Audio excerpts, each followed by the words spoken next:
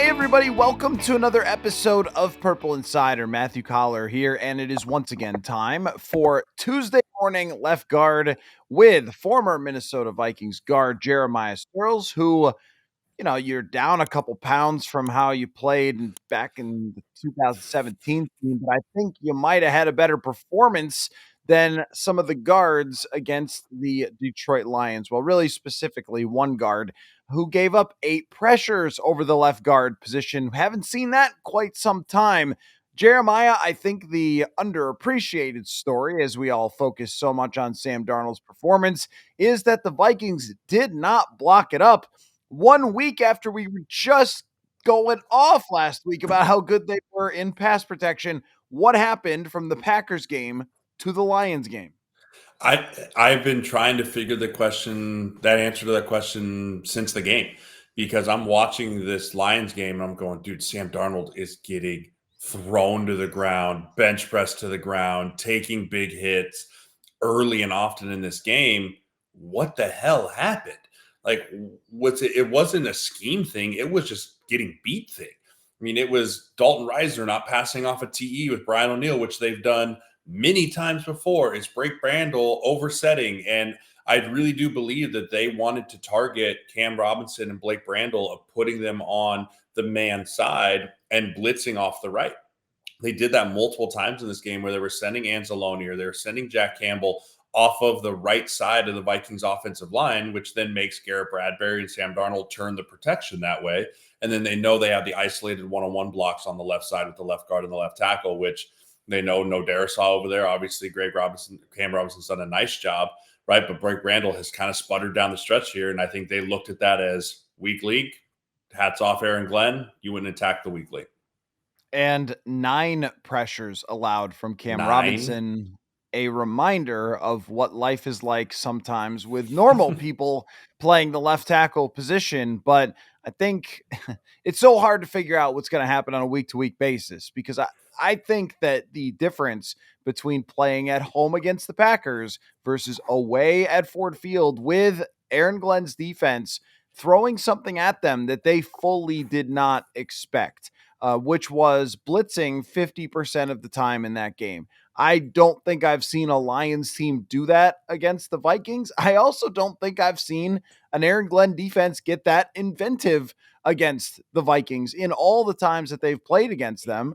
And he deserved credit. I saw a tweet that he was at the Pistons game last night and the crowd went crazy for him and everything. He deserves it. He was one of the big heroes of this game. And I think if you're getting pressured on 18 of your pass attempts and a couple more that go along with the sacks, it's going to be pretty difficult to have a consistent and good game.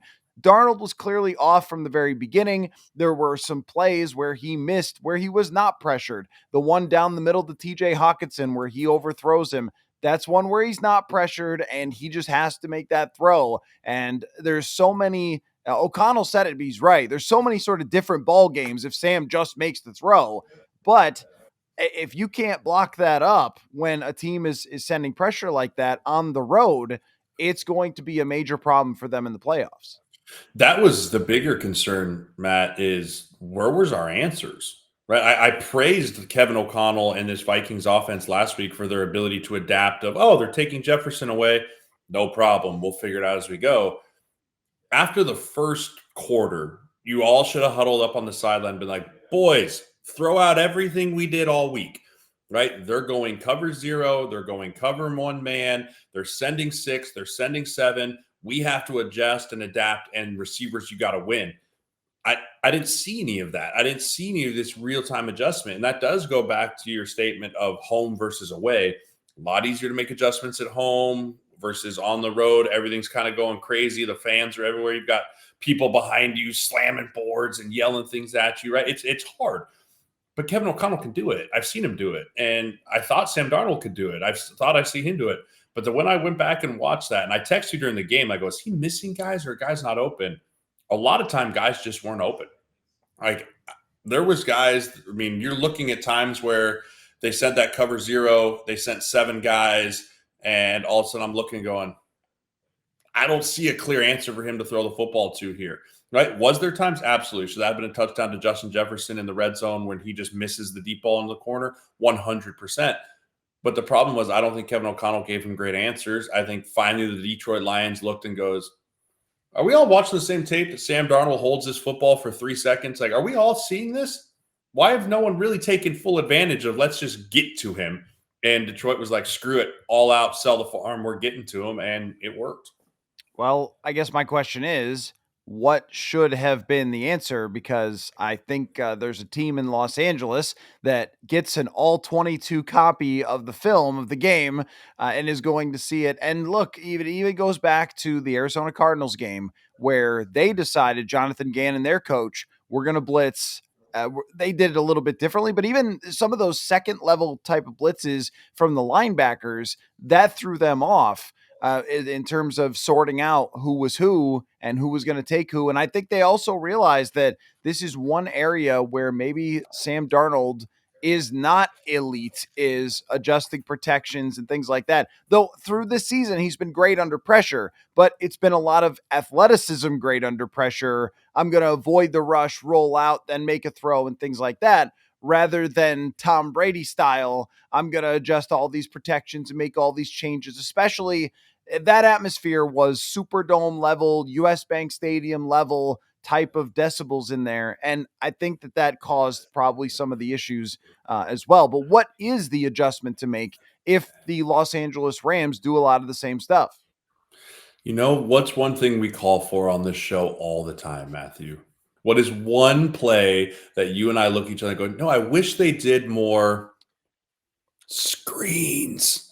Just one or two screens. Like, that's the best way to slow down a blitzing team. You want a super aggressive, blitz happy, we're coming for it all, sending safeties, sending seven, a quick halfback screen every now and then on like second down, not when it's 3rd and 18 and everyone knows it's coming, but a 2nd and 10 halfback screen to the boundary, right? Or hey, a quick tight end fake like you're blocking screen, get the safety to bite and turn around. And now you've got Brian O'Neill and Dalton Reisner out in front of you, and TJ Hawkinson's got the ball in his hands. I didn't see any of that. Like, those are the easiest answers of, hey, how do we slow down this team that's just their hair on fire?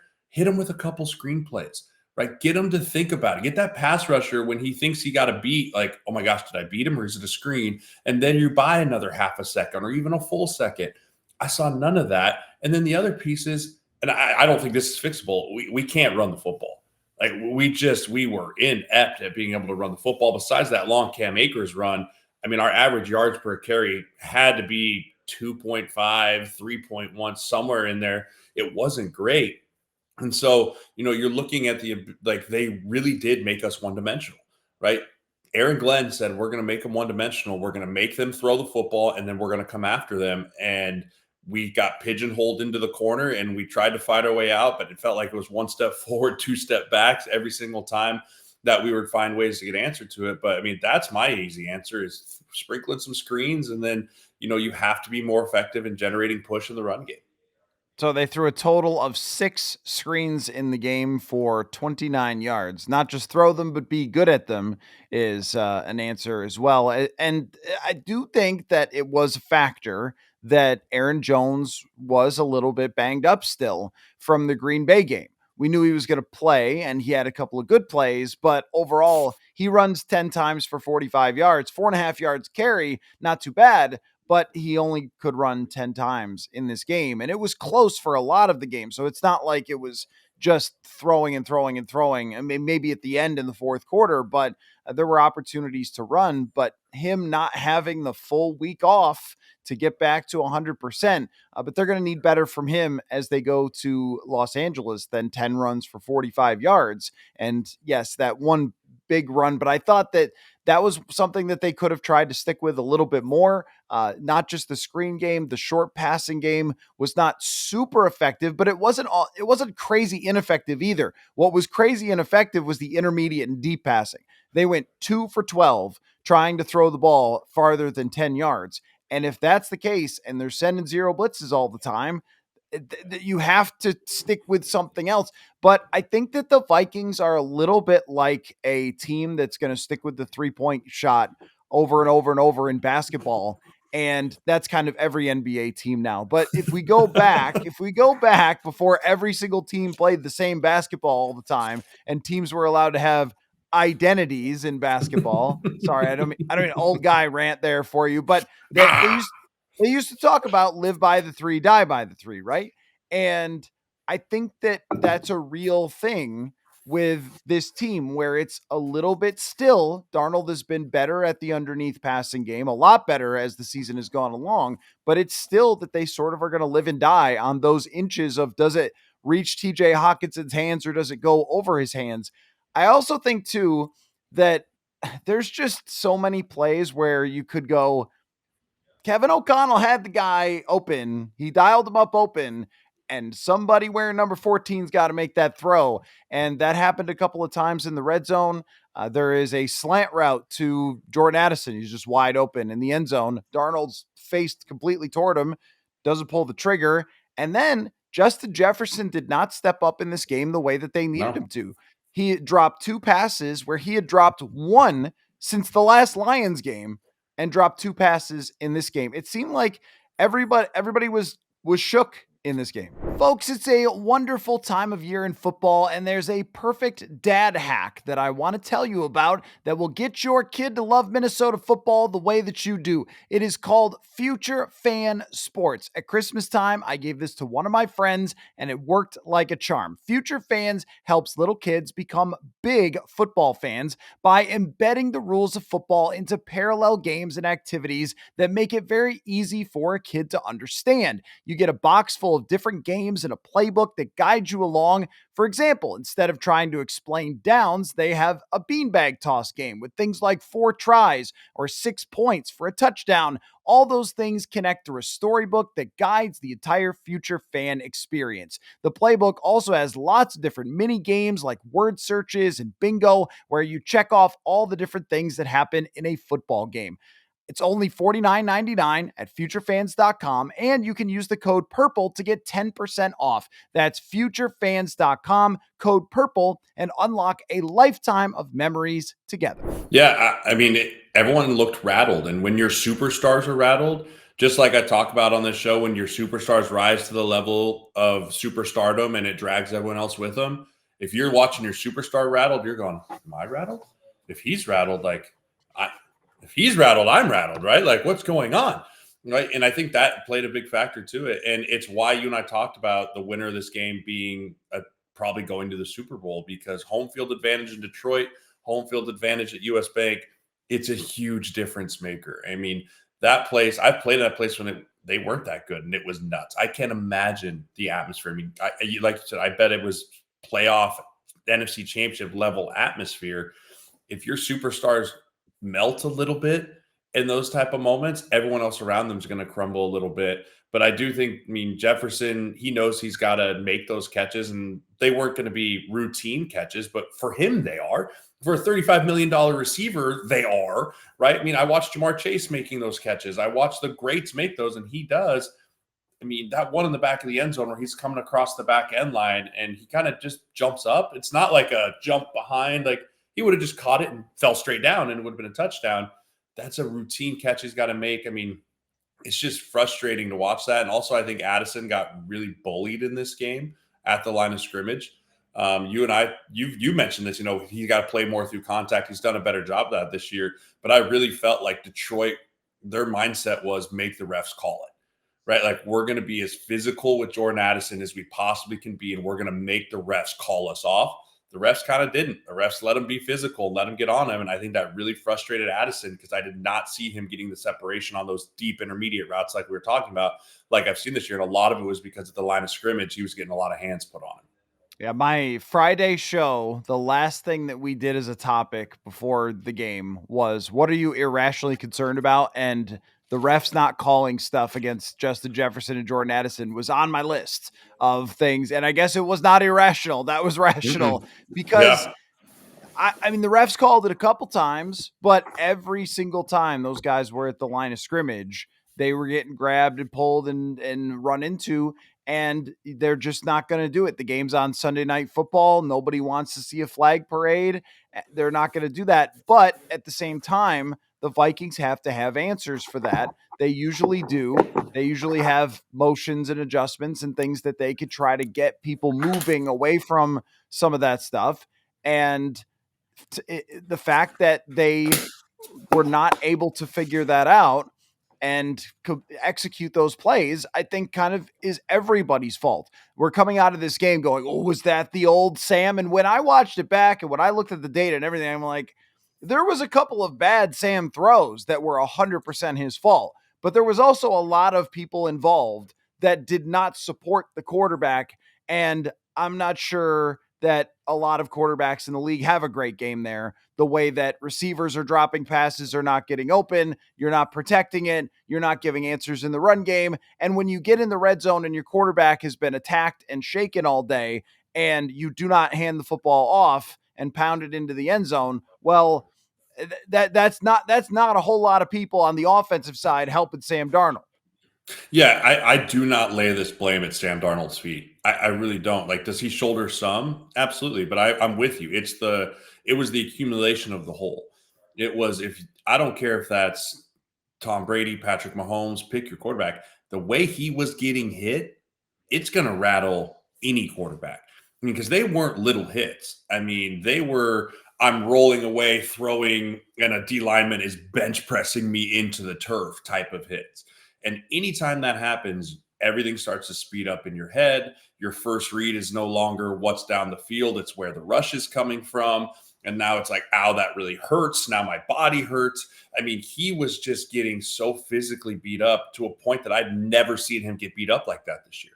I don't remember a game that he's gotten hit that many times. And you have the data and the stats for me. But from a live perspective, watching it, I can't remember a game this year where he's had that many hits on him, right? He's taken a lot of sacks, right? But as far as like the accumulation of the hits throughout the game, that had to be up there with one of them. And like, yeah, you're right. If your receiver's dropping balls and your offensive line's not protecting, it's really hard to be like, oh, that's the old Sam Darnold. It's like, I don't really think anyone could have done, I mean, maybe a little bit better, but that's really hard to say that's his fault. 9 quarterback hits by the Detroit Lions, and you are correct, sir. He has not faced 9 quarterback hits. Mm-mm. I think football is so it's so delicate in the way that a game plays out, and this is why Mm-hmm. we love it so much. Is because one thing has an effect on another thing, and then it goes down the domino effect and all that.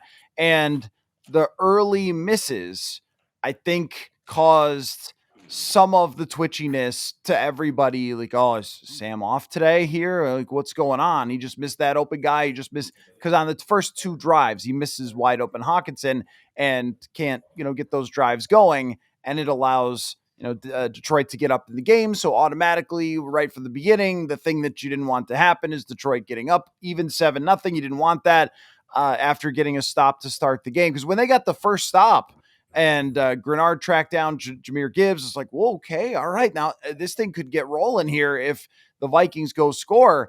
And then that was a letdown right there Mm-hmm. when they weren't able to get going from there. And then I thought that Detroit just got confident and a little more momentum and it built on itself. If you're playing from ahead, maybe Detroit can't send all those blitzes. Because I'm looking at this is kind of wild. I mean, Jack Campbell rushed the passer 16 times and Alex Mm-hmm. Anzalone 11 times. I mean, that's a lot from linebackers rushing Yes. that many times. Yeah, and that was my thing, is that was not on tape. That was not something you prepared for during the week. I mean, you knew they were going to have a blitz of the day or flavor of the day, but you have to be able, especially in playoffs, you have to be able to adapt in real time, because there's not a time that you're going to be able to, oh, we'll check it in the tape next week and come back. That is over, right? We'll get that cleaned up for next week. That no longer exists. You have to be able to adapt, and react in real time, especially now you're going on the road. You want to go to the Super Bowl, you're going on the road, right? And so you have to be able to self-identify, self-scout what went wrong in the procedural stuff on the sideline this week that we couldn't get from upstairs to the coaches, to the players, onto the field, right? That's the chain of command of game day adjustments. Someone sees it in the box. Okay, here's what they did. Radio down to the coach. He draws it up on the grease board, shows it to the players. Players go, got it. And then they go out and they have to obviously execute it. Where was the missing link, right? And if you have to self-identify that this week going into the playoffs, because it's going to be very similar atmospheres. I mean, maybe not SoFi because they don't care, but I mean, and you go to the Eagles, you go to Tampa, wherever else you have to go, it's going to be a crazy atmosphere. I will say, do not underestimate SoFi Okay. because I've never been there. So that's why I say I've never been there. on Thursday Night Football, there were a lot of Vikings fans who showed up for that game. They did start to get loud, though, once people got into their seats, which I understand. I'm not making fun of them. That traffic is brutal in LA. But I also look at when the Dodgers go to the World Series and how crazy that atmosphere is. I think when there's a big event type of thing like this in that town, they go crazy for their Mm. teams, and it will be way Yeah. different than the last Lots time of they went to SoFi. lots of Instagram opportunities, right? Yes, yes. That's what it's going to be. There's a lot of Instagram and influencer opportunities for this game. It's Monday night, right? So all the stars will be out. So there'll be a lot of people like, hey, maybe I can go see LeBron James. Maybe LeBron James will be there. Reminds me of Zoolander. Don't let yourself get distracted by beautiful celebrities. Yeah, I mean, that's all it's going to be is just panning the sidelines. Who's here? It was like Fred Durst or something. I, Yeah, no, but I think they're going to have to solve the same problems. And I just yes. looked, Jack Campbell had never rushed 16 times in a game Mm-mm. all season long. But that's what teams do in these big games. They have tendency breakers, they have unscouted looks, and it is your job to fix Yep. them as the coach and as the players. And they failed at that job on the offensive side. Now, on the defensive side, I just think they did great. I mean, they give up Yeah. 31 points overall, but there's a kind of whatever touchdown at the end of the game. And another pivot point in the game is it's 17-9. There's still very much in it. There's a 4th and 4, and I get a text from a big old lineman that says they need to go for this. They did not go for it. They missed the field goal, and immediately Detroit scores.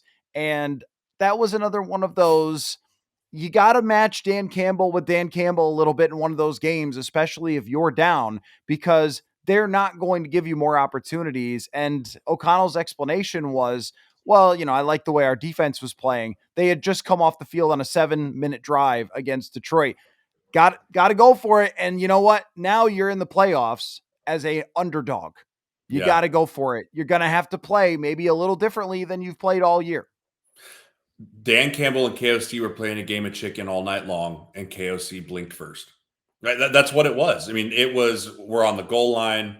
Field goals aren't going to beat the Detroit Lions. We're going for it, right? Dan Campbell, hey, we're going for it, right? And it went all the way up until that pivotal point where they're on a collision course going 60 miles an hour in their cars, and Dan Campbell's like, I ain't moving, and KOC blinked first. And I mean, that is who Dan Campbell is. And unfortunately, I mean, I understand the mindset of I like our defense. We take 3 points here. It's still a one possession game, but you have to assume, right? When you play the Detroit Lions, I kind of think of it like when you're playing blackjack.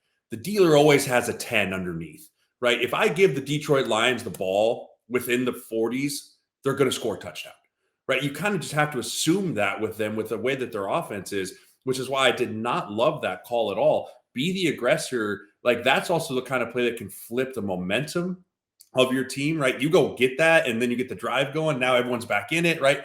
And that's also the kind where you miss that field goal and the air was sucked out of that team. Like, from that moment on, the effort was always there, but like the juice was gone.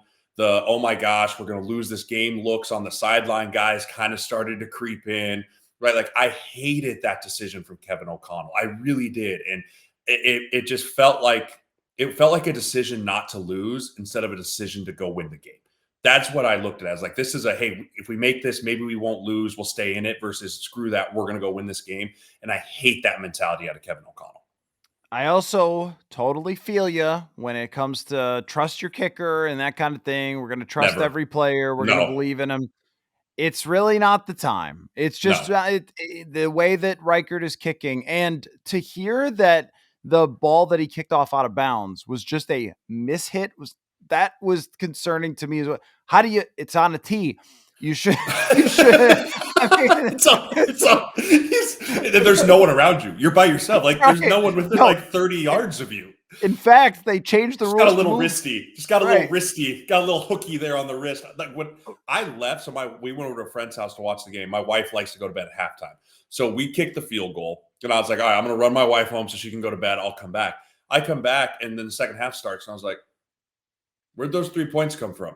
And they're like, oh, get this. I was like, you've got to be like, what? Like, those are unforced critical errors. I mean, obviously, we didn't lose by 3 points, but those are momentum shifters big time. You score at the end of half, you're getting the ball to come out in the second half, and all of a sudden you let them go tack on 3 points. It's kind of one of those like, gosh, damn it, that 3 points we just got meant nothing, right? We're right back to it. That stuff cannot happen in the playoffs. And after something like that, too, don't trust him. I mean, you know me, I don't love kickers, never had any love for kickers really ever, right? Don't trust him. In a moment like that, you'd say, unless it's within 40 and you know it's a chip shot field goal, like a 53-yarder, you would like to think is routine because you watch guys in the NFL do it all year long. It's not. In that environment, high pressure situation, it's not. And so, yeah, you can't trust your kicker in the playoffs right now. And unfortunately, there's a lot of teams in the playoffs right now that I don't think can really trust their kickers. And maybe some of it with Reichard, whether he's still trying to push through or just when you miss 4 weeks. I mean, I look, you made a golf reference, but I go out at the first time in spring having not swung a golf club, and it's pretty rickety. I know that's not a comparison to Will Reichard exactly, but it hasn't been the same sharpness from him. And when he's even not kicking it off correctly, yeah, I think that there shouldn't be as much trust as there should be to get 4 yards in that situation and go try to play for the win. That is the type of in-game decision that can decide a playoff game. Let's do this, though, before we talk about Vikings and Rams. Let's throw out some silver linings to the game. There's not a ton when it's a 31-9 game, but I think that the performance of people like Ivan Pace Jr., like Josh Metellus in this game. The corners I thought played pretty well through a majority of the game. Jonathan Grenard was rushing the passer. Oh, Andrew Van nice. Ginkel, very, very close. Just squeeze the football and run the rest of the way. It's that easy. But that might have changed the game as well. I mean, the way that the defense performed made me think if you play Detroit again, it's just not automatically over against them because you still have a defense that can keep you in games. Yeah, I mean, the silver lining is by far the defense. I mean, what they were able to do, especially in the first half to Detroit, was great. I mean, creating turnovers against Jared Goff is incredibly hard to do, right? He takes very good care of the football. They had the fumble with Jameer. I mean, they forced the ball out of Jameer Gibbs' hands, and it just unfortunately didn't bounce our way. Right. So you're getting the football out of guys' hands. You're finding ways to have possible interceptions. Like that's all silver linings. That's all in the rate part. And I think the biggest thing is Grenard is playing at an unbelievable level. I mean, his ability that to run down Jameer Gibbs is maybe one of the hardest tasks to do in football. That dude is so explosive when he gets to the edge. And I mean, if he runs out of that arm tackle, Gibbs is up the sideline for like 30. Right. And so him playing at that high level, Ivan Pace coming back and continuing to get stronger each week he's back. I thought that, Green Bay, he looked really good this week. I felt like he looked even stronger, right? Getting back into the swing of things, feeling ways there. I really do believe that the silver lining is the defense, even though they jumped off sides like a bunch of morons in the fourth quarter there. But I understand it, right? Dan Campbell goes for fourth. You hear turbo set and you're geared up, ready to go. But again, I do believe that Brian Flores will have this defense ready to go against Jared Goff. And then the other silver lining for me is I have a really hard time believing KOC is going to throw two clunkers out in a row, right? I just, it's hard for me to sit here and think that KOC is on the level of the coach that's going to throw out two clunkers in a row, not have things fixed up, not be able to fix all the things we just talked about for the last 30 minutes of what went wrong. I think that, no, you get punched in the face a little bit like they did against Jacksonville. They came out the next week and looked really on point, right? So I do think that sometimes it sucks and you never want to have to take like hard lessons from big time losses like that. But sometimes it's everything you need to just button things up a little bit more attention to the details, a little bit more focused in this week. Obviously, everything's heightened already because it's playoffs. I really do think Kevin O'Connell is going to have this offense ready to go. And there's going to be a lot of angry, pissed off players that want to play better. I think for me, it's a little bit of maybe a data type of approach to the Of silver course it is. lining. which is that can't happen again, right? There's how I don't think I've ever seen a team miss a field goal, go 0 for 4 in the red zone. Just like the number of A things that missed were, safety call. yeah, that was a very bizarre one. I don't know. They said number 80 something was in the area, and like The one number eight, blocking the D end. who? The one Yeah. blocking the D end over there. That Oh yeah, one. he's wide open. I The just one that you what? hit Taylor Decker in the calf with. Yeah, that's At a total loss, how that's not a safety. I don't know if that changes the game so much, but maybe. I don't maybe. know. I don't know how that doesn't get that call when you throw it directly straight down into your offensive lineman's legs. Like, oh, there was a receiver in the area. Who? How? Did he have his hands out? Can you point it out to me? Yeah, that was a weird one. I do think the refs ended up being a factor in that game for Mhm. sure, but that's what you get when you're playing at your home stadium sometimes. I just think that the number of things that went wrong in combination at the same time, Darnold's overthrowing people. The offensive line isn't pass protecting, which has been a strength for them all season long. And then suddenly they struggle in this game because the other team had a game plan they didn't expect, and et cetera, et cetera. I mean, wide open receivers, Jefferson dropping passes, open receivers in the end zone either not being found or not, getting the football thrown to them correctly. It's just stuff that hasn't happened all season long, really. And it's hard to see that happening again. If it does, of course, they will just be eliminated. But I was reminded, and this is a major throwback, but I was reminded of the 2003 playoffs when the Denver Broncos in the regular season destroyed the Indianapolis Colts and then went to play the Mm. Colts in the playoffs, and the Colts blew them out. So the previous results don't always predict future performance when it comes to playing a team again in the playoffs if the Vikings do have to play Detroit. So give me a meter on this one. How tough of an opponent are the Los Angeles Rams? Orange. I mean, they're orange flirting with red, in my opinion. You talk about you've only lost to two teams in the regular season: the Lions twice, the Rams once. And what teams are similar? The Lions and the Rams, veteran quarterbacks that know how to pick apart blitzes with a pretty good running back, right? Kyron Williams is a very talented running back, maybe one of the most underrated running backs in the NFL, if I'm being honest, right? And then you talk about receiving threats of Puka Nacua, Cooper Kupp, Tyler Higbee. I mean, this team is built similar to the Detroit Lions, right? I mean, they have every tool available to them. The only thing is, I think that the offensive line is nowhere near as good as the Detroit Lions, right? And so I do worry mostly about the Stafford versus Flores effect because I think in a weird sadistic way, Stafford loves games like this. Like he loves the chess match of, okay, Flores, what do you got for me today? How am I going to fight this? Right? Like those quarterbacks just love that type of challenge. And you talk about a coach that is unbelievable, has a ring, quarterback, unbelievable, has a ring.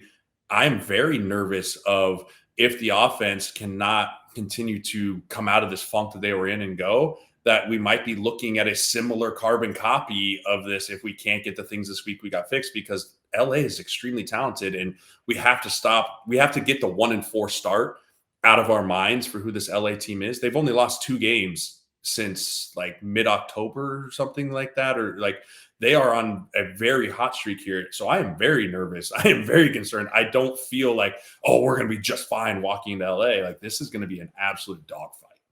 The front of the Los Angeles Rams: Jared Verse, Kobe Turner, Braden Fisk, Byron Young. Uh, They got a lot of pressure, a lot of QB Mm-hmm. pressures this year. Jared Verse had almost as many as Jonathan Grenard. Turner 54, Fisk 51. Fisk, man, he killed that Senior Bowl. I remember that. That Yes. they got a real steal with him. And Byron Young has also 44 pressures. That's a lot. I mean, that's a lot of guys who can cause havoc against an offensive line that is coming off of by far their worst game. So that matchup right there could be the determining factor. And I thought it was in the game against Los Angeles out on that Thursday night, other than, they ate up the defense with Puka Nacua. At least this time they can prep for Puka Right. Nacua, because Right. last time they didn't, and they were taken by surprise. We all were. We heard all week, he's probably not going to play, and he's barely practicing. He is stretched out on Friday, and that was it. And then all of a sudden he's out there catching, 47 passes or whatever. So this time they will have a little bit more to prepare for one of the best wide receivers in the league. But this team has been hot, and they found a way to win a lot of games. They have one of the premier coaches of the last, 2 decades in the NFL, Mhm. Sean McVay, and going to play a great coach like that, who's been to the Super Bowl before, has won the Super Bowl before. That's very concerning, I think, for this team. Now, what are your odds that the Vikings are able to win this game? And do you see a path for them?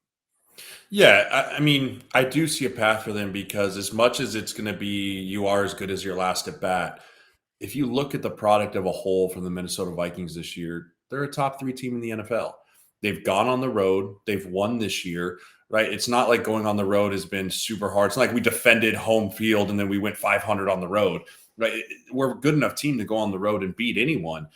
So I mean, I probably give it 60-40 Vikings right now. If I'm saying, hey, 60-40 chance to win because, playoffs, things are different. The records, no one gives a crap anymore. It's whatever it was on the road. But, I do think that the Vikings on paper are probably the better football team here.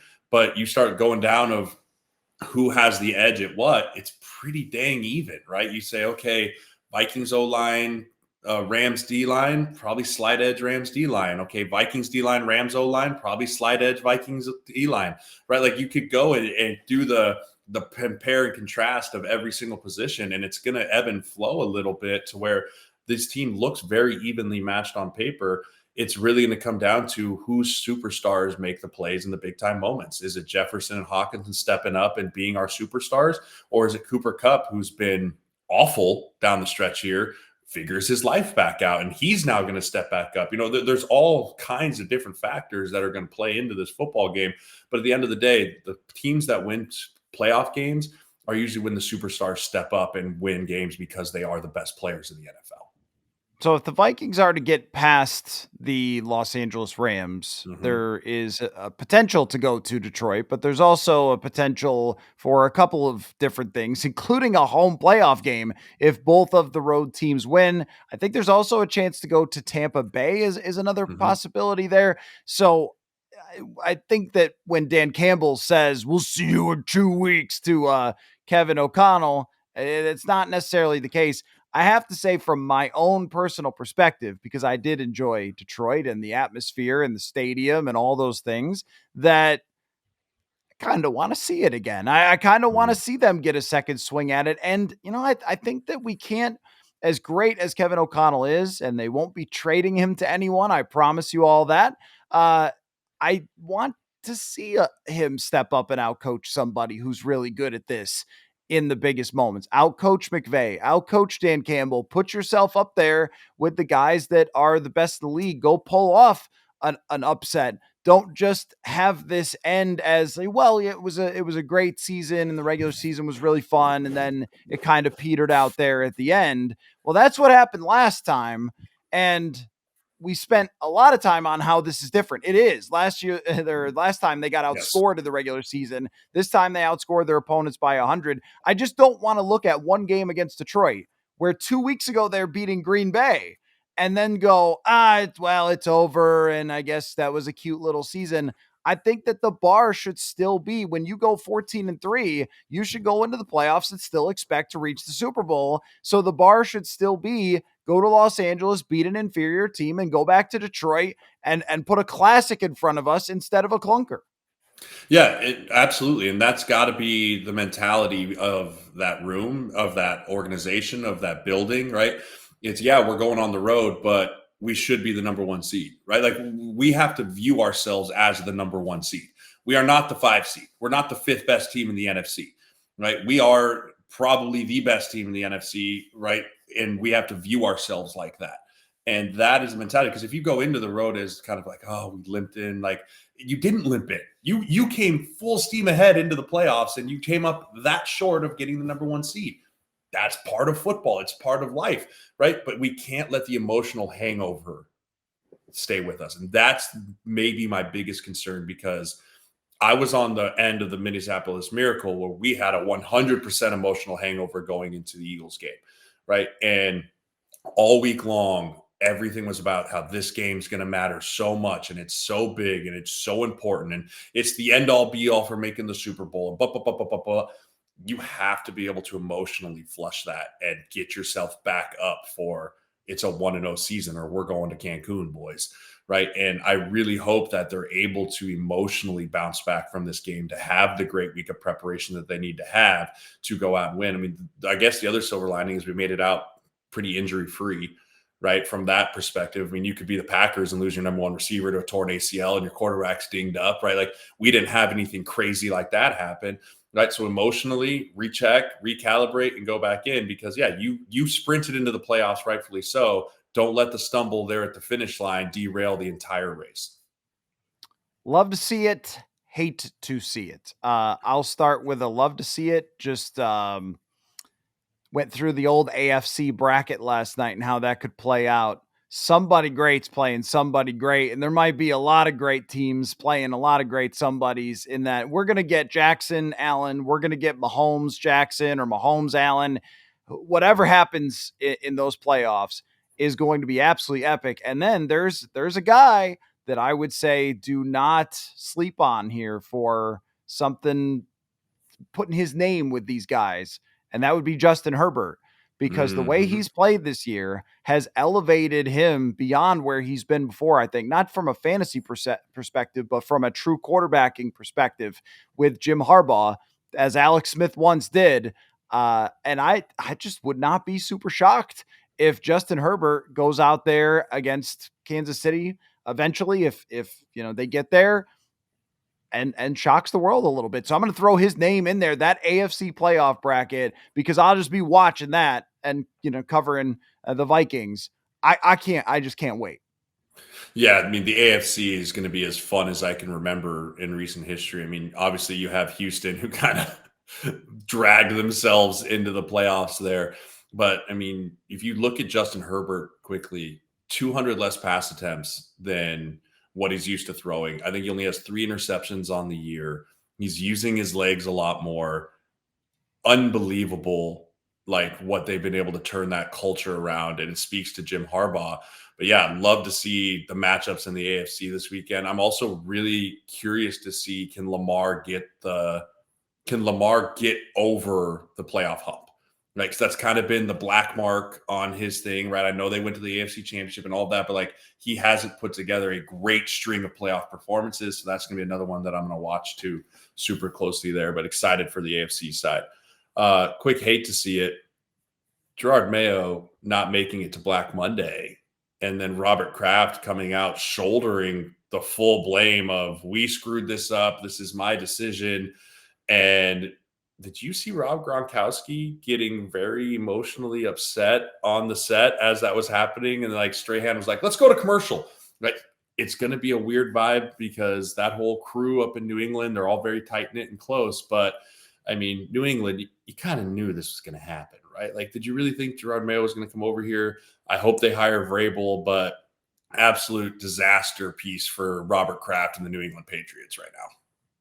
When it's just instructive, and the Vikings don't have to worry about this, but when you draft a quarterback, pair him with a coach who can be his guy and go forward together. When Sam Darnold was drafted, he was drafted to Todd Bowles, who, hey, is in the playoffs again. Maybe he was a good coach and they shouldn't have fired him in New York. But anyway, uh, that was a defensive coach, and they didn't have a great season, obviously, since they were the third overall draft pick, and then they fired him, and then they tried to bring in somebody else, and it never really stuck. Uh, the same thing has happened here. They try to do a culture guy. Oh, we're going to have Gerard Mayo. Culture guy's harder than Dan Campbell makes it look, I think, by the way. And one of the reasons that Dan Campbell's so good at it is that he's never endingly positive, which was not Gerard Mayo, who would walk to and not Antonio Pierce, who would walk to the podium each week and be like, yeah, our team stinks and is soft, and I don't know what's going on here. And you're like, yeah, that's just not going to go over too good. But having to fire, or in Chicago, having to fire Eberflus is like, now in year 2, we'll teach this kid how to play quarterback. You just lost an entire year. And I give credit to Drake May for fighting through that and playing pretty well. Showed more resilience than his counterpart in Chicago, but still just a mess of a decision in New England to pick a completely inexperienced coach to handle your most valuable merchandise in Drake May. I think May will survive it. Caleb Williams has certainly been set back by it. Yeah, I mean, and it's kind of the coaching carousel with the quarterback. When do you draft the quarterback or fire the coach, or do you fire the coach and then draft the quarterback? And it's just kind of been a disaster because you're right. You lose an entire year of your rookie scale contract. You now are trying to overpay free agents to come to your super crappy team. Right. It's the combination of the whole piece there that's going to be really hard to overcome for a lot of these teams. So I don't envy the GM of either one of those spots of what they're going to try and do. I'll throw out another love to see it. Michael Penix looked Hmm. really good. And I know he's playing Carolina, and that's a really, truly terrible defense. He had 7 big time throws in that game. Those don't come out of nowhere. And those mean throwing into tight coverage, those mean throwing into tight windows. And he threw one on a 3rd and 20, I think, that Mm-hmm. was traveling 187 miles an hour. That was a Nolan Ryan fastball. And I think that Atlanta, they got made fun of so much when they drafted Michael Penix. I think they're going to end up turning out pretty happy with him, and they'll just have to deal with the salary cap implications. I do hate to see it with criticism for Mike Tomlin in Pittsburgh. Now, he mishandled the clock at the end of the game there against the Bengals, and that's just tough. Coaches screw that up all the time with not just hitting the timeout.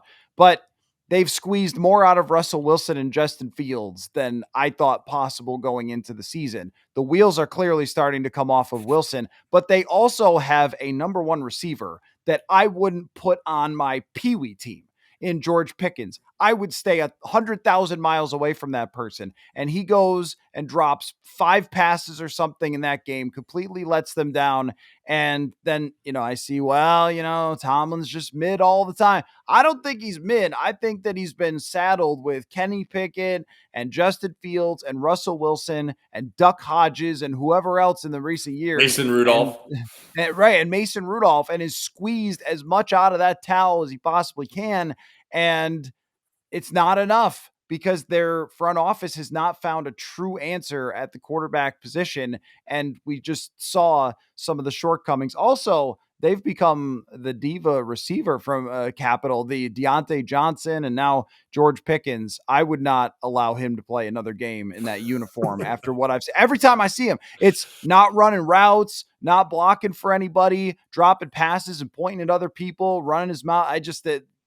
They've had a lot of toxic stuff there. Yet they're still going to be in the playoffs Yes. because their coach is good enough, especially on the defensive side, to get him there. But it's just not going to be enough. Yeah, I agree. I mean, George Pickens is everything why I don't represent wide receivers.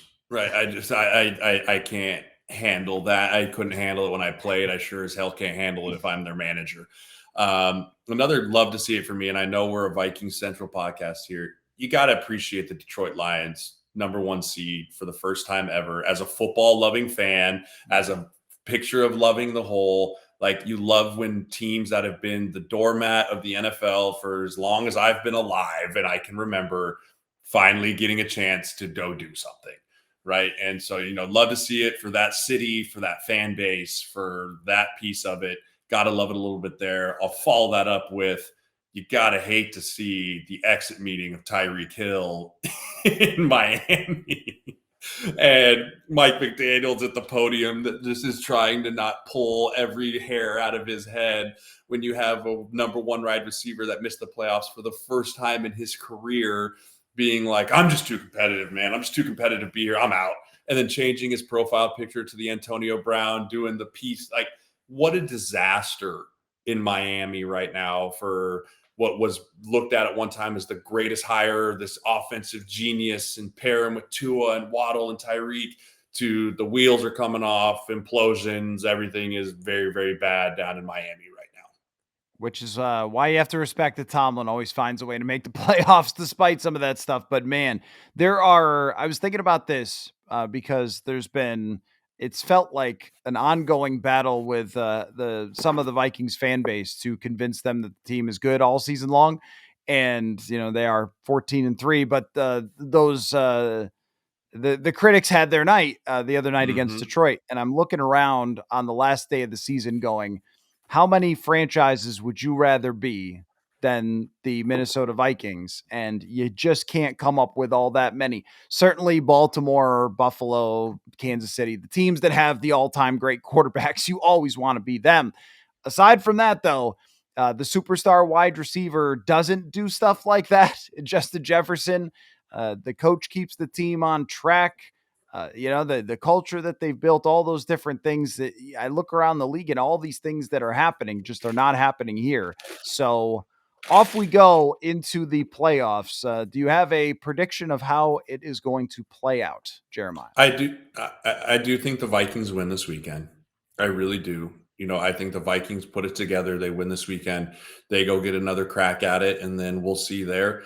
I think from the AFC side, I think we're looking at a Mahomes Allen in Kansas City, Arrowhead AFC Championship caliber stuff again.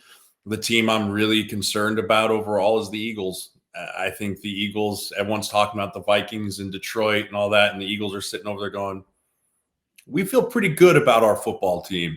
And Saquon Barkley and Jalen Hurts is going to be back, and we're as healthy as we've been in a month and the whole bit there.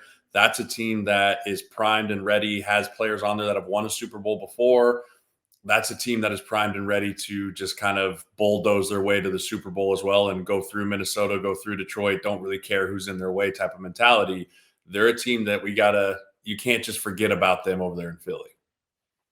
Well, if you're a Vikings fan, root for Washington, and Yes. sorry, put on your cheese hats, Green Bay, and then hope that you get a home playoff game and that I won't have to do any more flying and booking flights and airport and yeah, just how it goes. Well, you're on the road right now. So why don't you before we exit, why don't you tell us what you're doing on the road right now? Yeah, so I'm down here at the Hula Bowl.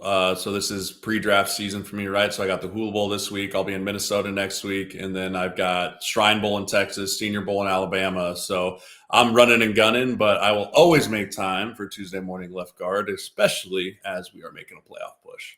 I appreciate that so much for you, sir. And I believe this was the bowl game that Levi Drake Rodriguez made some of his noise from last year. So thank you so much. And win or lose, next week we will Yep, be breaking it all down once again. So thank you so much, sir. And we'll talk to you soon. absolutely. Football. Football.